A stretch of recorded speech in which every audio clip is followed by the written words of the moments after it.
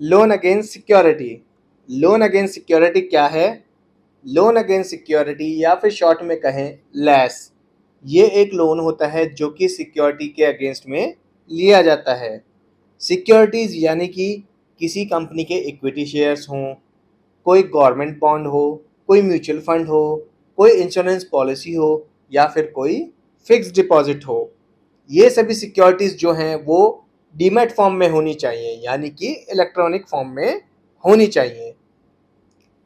Applicant कहाँ से lace ले सकता है? एप्लीकेंट लैस ले सकता है बैंक से या फिर एनबीएफसी से। लैस के लिए कौन एलिजिबल हो सकता है?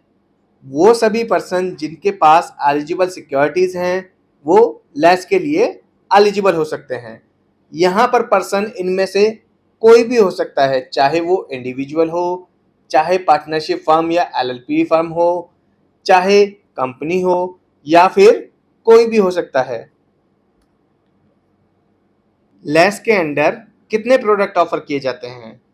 लैस के अगेंस्ट में कोई भी प्रोडक्ट जो बैंक ऑफर करता है लिया जा सकता है, जबकि जनरली बैंक 2 टाइप्स के प्रोडक्ट ऑफर करते हैं against securities.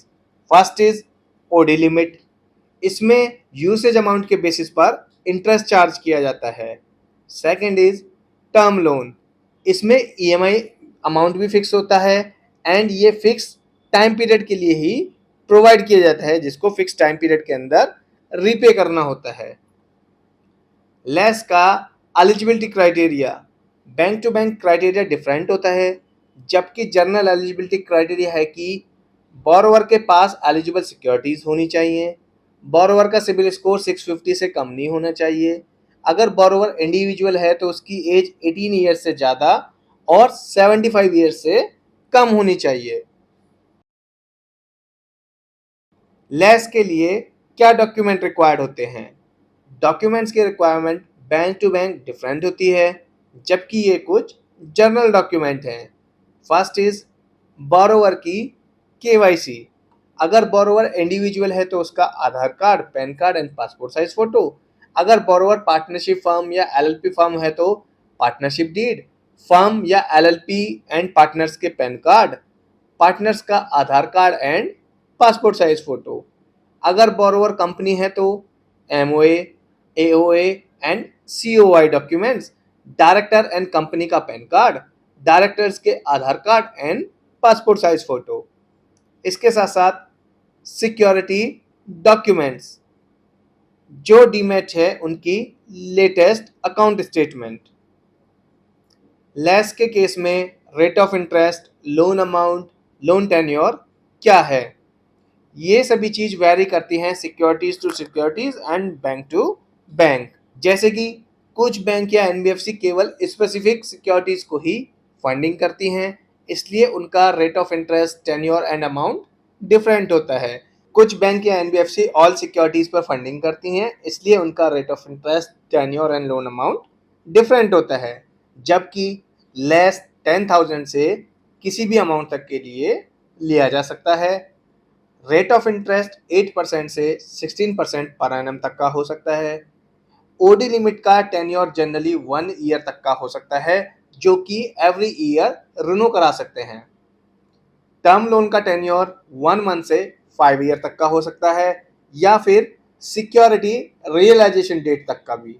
Loan amount securities की वैल्यू का 40% से 17% तक का हो सकता है एंड ये डिपेंड करता है securities to securities and bank to bank. अब कुछ इंपॉर्टेंट पॉइंट्स, क्या सभी बैंक्स सभी एप्लीकेंट को लेस प्रोवाइड करते हैं? तो इसका आंसर है नहीं। सेकंड इज लेस के केस में फोरक्लोजर चार्जेस क्या होते हैं?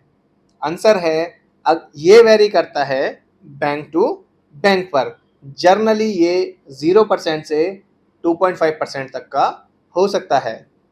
क्या सभी टाइप की सिक्योरिटीज के लिए फिनेंस अवेलेबल है? तो इसका आंसर है नहीं। लेस सभी टाइप के सिक्योरिटीज पर प्रोवाइड नहीं किया जाता। लेस लेने के लिए सिक्योरिटीज डीमैट फॉर्म में होनी चाहिए।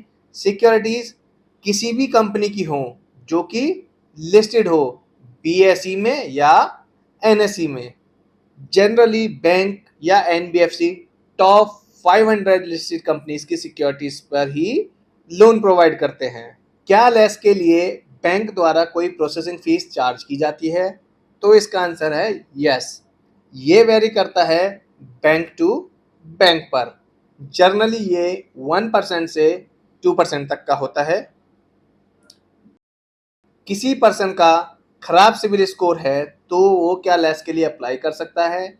इसका आंसर है यस। ये वेरी करता है बैंक टू बैंक पर।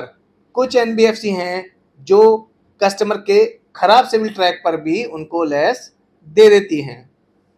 नेक्स्ट इज, किसी पर्सन के पास इनकम नहीं है तो क्या वो लेस ले सकता है? तो इसका आंसर है यस। लेस के लिए इनकम डॉक्यूमेंट्स की रिक्वायरमेंट नहीं होती है।